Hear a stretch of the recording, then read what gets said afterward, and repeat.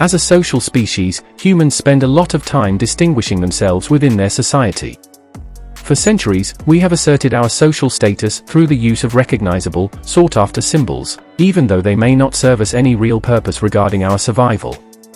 Nowadays, the symbols that come to mind are jewels, fancy cars, private planes, mansions and several more, but status symbols from history show that the things we value are constantly changing and are somewhat arbitrary. Even contemporary luxury items can seem downright counterintuitive. Status symbols are some of the hardest to understand aspects of any culture or society. What makes any given thing a symbol of importance? Is a rare NFT of a cartoon monkey really indicative of anything? What about a Ferrari? Truth is, status symbols have always been pretty mysterious and weird. Just look at these 10 examples researched and provided by top10s.𝗦cy and 𝗤𝗎, starsinsider.com, Gizmodo.com's Catherine Trendacosta and the team over here at YouTube Automation.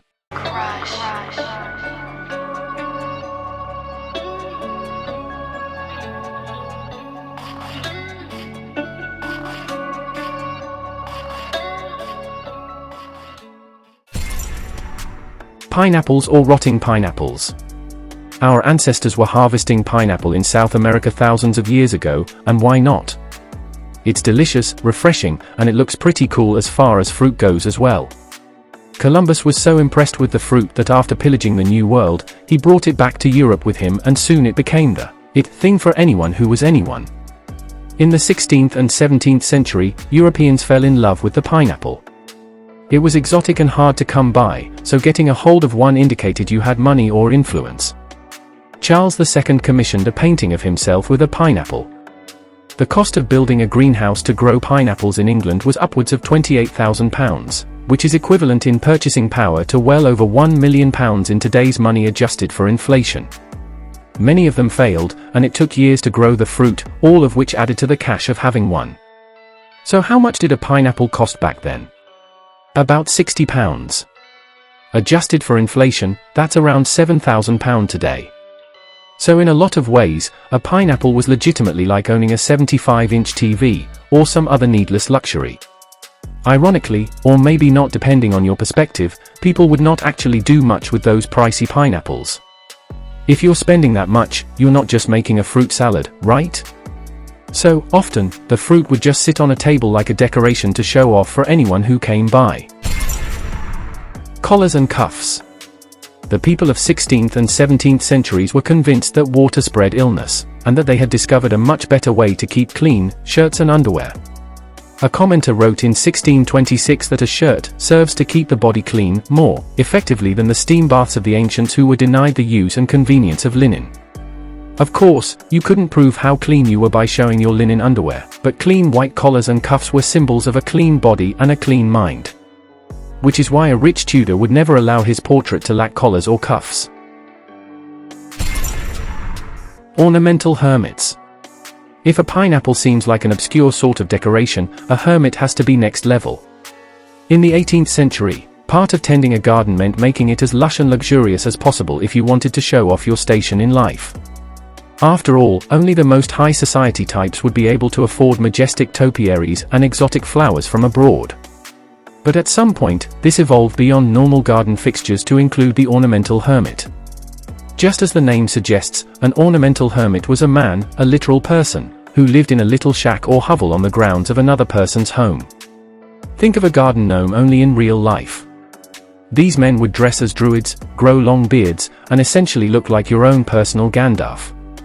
They also didn't bathe, just to complete the illusion. The hermit was not to speak with anyone for a period of 7 years. They just lived there, not bathing, and looking the part. The trend evolved from the idea of Roman Emperor Hadrian having a single-person retreat at his villa, something that was later adapted by Pope Pius IV. And by the 18th century people just decided that having a lone hermit was in keeping with more of an emotional ideal of the melancholy. That is to say, they exemplified introspection and somberness, feelings which were valued at the time and apparently best appreciated in living, breathing form. Only the most wealthy of people could afford to hire a person to live like this, and thus, one of the most bizarre status symbols was born. Luckily for the would-be hermits, the trend did not last long. Wigs. If you've seen any period piece movies that cover 18th century England, then you know wigs were a prominent part of British high society. All the aristocrats in old movies wore those giant, puffy white wigs. The concept of the powdered wig actually comes from France and King Louis XIII, who wore one to cover his baldness. The wigs were powdered because, made from horse or goat hair as they were, and never actually cleaned, they smelled awful and were full of lice. Powder cut back on the nastiness. As we saw with previous listings, the elite in society love nothing more than to do what everyone else is doing, and so the wig trend spread rapidly. They became more ornate and complex as the trend grew and, just like a pair of sneakers in modern times, if you wanted to stand out among a certain crowd of people, you had to have the best looking wig you could get. Some high-end wigs, when adjusted for inflation, could cost over $10,000. Massive displays of sugar. Spreading to Europe from Africa and the Middle East, giant displays of sugar were a kind of conspicuous consumption that reinforced wealth and power. Because sugar was rare and expensive, these displays, called subtleties, were initially only available to the king, the nobility, the knighthood, and the church. And, of course, sugar started to take on a political dimension. Heretics and politicians were mocked using sugar. At the coronation of Henry VI, each course was followed by a subtlety that confirmed the king's rights, powers, and sometimes his goals as king. And one Chancellor of Oxford began a banquet with a sugar subtlety of the university, where a sugar chancellor, surrounded by sugar professors, presented Latin verses to a sugar king. Everyone wants to feel like a king, and that's exactly what RM Kings provides. Our collection features handcrafted RM Kings pendants made with the finest precious and standard metals such as gold, silver, and brass, with overall attention to detail. From chains to earrings to bracelets, our pieces are designed to enhance your aura and make you feel like exactly that, a king. So why wait? Treat yourself to a piece of jewelry that's as superlative and unique as you are. Shop our RM Kings collection today and join the army of kings who have already discovered their throne.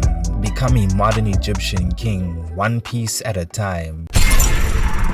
Tulip mania. The fad that nearly bankrupted a country. 17th century Holland went absolutely crazy for the flower. As the center of the East Indies trade, the nation's merchants displayed their new wealth by surrounding their estates with gardens. And the tulip, with colors brighter than anything anyone had seen before, took center stage. Since it takes 7 years for a bulb to flower, the tulip craze became a speculative market. At its height, a bulb could cost as much as 10 times the yearly income of a skilled craftsman.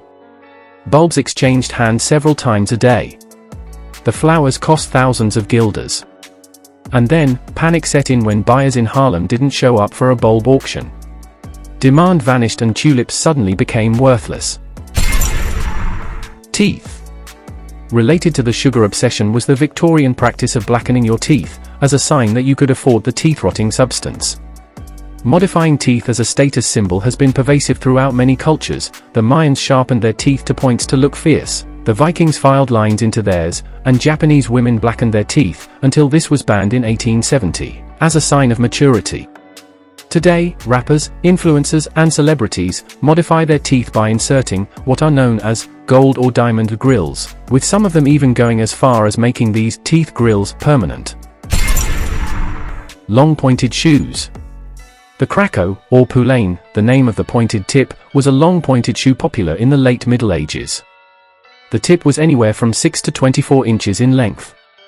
As is the case with so many status symbols, these absurd shoes showed that the wearer was wealthy because the impracticality of them proved they didn't have to do work. Edward III of England even restricted shoe length to 6 inches for commoners, 15 inches for gentlemen, and longer tips for the nobility. Board games. Now they're just how we pass the time, but when they first started appearing, board games were given to show status.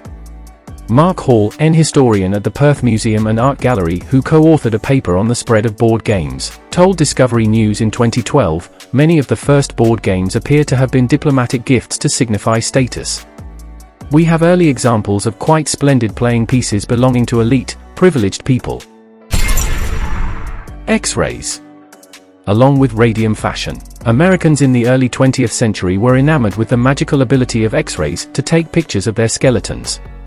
Crowds gathered at the machines to see their bones, and owning your own personal X-ray picture became a status symbol. To wrap things up, status symbols have played a significant role in ancient civilizations, signifying power, wealth, and social status. From the intricate jewelry of the Egyptians to the imposing architecture of the Romans, these symbols were used to demonstrate the prestige and influence of the elite. However, as societies evolved, so did the perception of status symbols, with some losing their significance while new ones emerged. Though the ancient status symbols may no longer hold the same value, they serve as a reminder of the intricate and fascinating history of human civilization.